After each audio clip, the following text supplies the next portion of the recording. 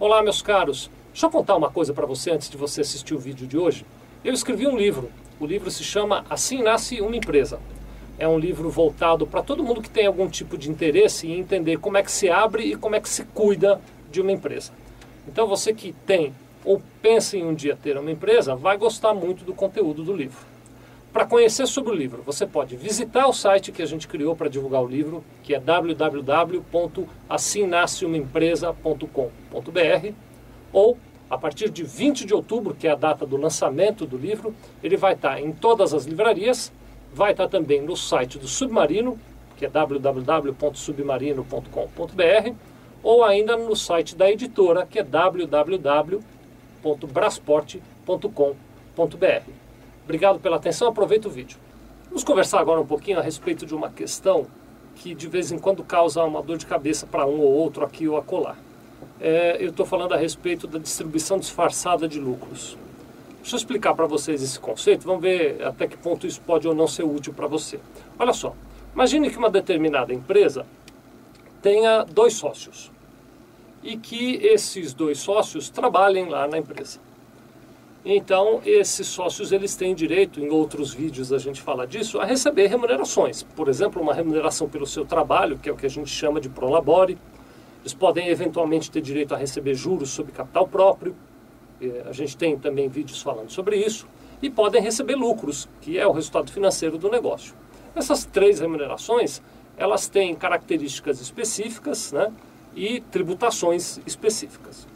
Agora, pode haver determinadas circunstâncias, e esse é o tema central da nossa conversa de hoje, em que aquele determinado sócio, ele tem benefícios na empresa que não são pagos a ele diretamente, nem sobre a forma de prolabore, nem sobre a forma de juros sobre capital próprio, e nem tampouco sobre a forma de lucros, mas sobre uma maneira disfarçada. Essa maneira disfarçada é o que a gente chama de distribuição disfarçada de lucros. Deixa eu dar alguns exemplos e você já vai entender já. Imagine o seguinte, vamos imaginar que eu tenha um carro.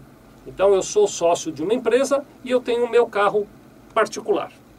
Vamos supor que o meu carro, em valor de mercado, custasse algo perto de 15 mil reais. Então eu vou lá, procuro o preço do meu carro e descubro que ele custa perto de 15 mil reais. Mas vamos imaginar que, por alguma razão, eu venda o meu carro para a empresa e ao invés de receber 15 mil reais, eu recebi 25 mil reais. Então eu recebi um valor bem superior ao valor de mercado. Isso é uma das circunstâncias que pode caracterizar a distribuição disfarçada de lucros, quando um sócio vende um bem para uma empresa por um valor muito grande. Outra questão que também pode caracterizar uma distribuição disfarçada é o inverso. Imagine que a empresa tem um carro e imagine que este carro, que é da empresa, custe 15 mil reais. E eu, que sou sócio da empresa, compro este carro e pago pelo carro apenas 5 mil reais. Então eu paguei muito menos do que o valor de mercado. Aí também pode se caracterizar uma outra situação de distribuição disfarçada de lucros. Existem outras situações. Eu tenho um bem que eu alugo para a empresa por um valor mais alto do que o valor de mercado. Ou o contrário, a empresa tem um bem e eu alugo esse bem da empresa e pago um aluguel muito mais barato do que o valor de mercado. E você pode aí pensar a partir disso uma série de outras operações que poderiam criar a distribuição disfarçada de lucros. Então, para consolidar tudo isso que a gente falou até agora, pensa comigo. Primeiro, é preciso, para caracterizar a distribuição disfarçada de lucros, que haja uma ligação entre as pessoas que estão operando. Então, são entre a empresa e os sócios, ou entre a empresa e os cônjuges desses sócios. A legislação chega a falar em parentes de até 3º grau. Então, meu filho, meu pai, os meus primos, eles também não poderiam fazer nenhuma negociação com a empresa tendo vantagens. Então, primeira condição para haver distribuição disfarçada de lucros é que haja uma relação direta entre as pessoas envolvidas, a empresa e essas pessoas envolvidas. Outra questão para a distribuição disfarçada de lucro é que, de alguma maneira, haja um benefício, que a operação ela não esteja acontecendo pelo valor do mercado. Bom, muito bem, aí você vai me perguntar, mas qual é o impacto exato que existe quando há a distribuição disfarçada de lucros?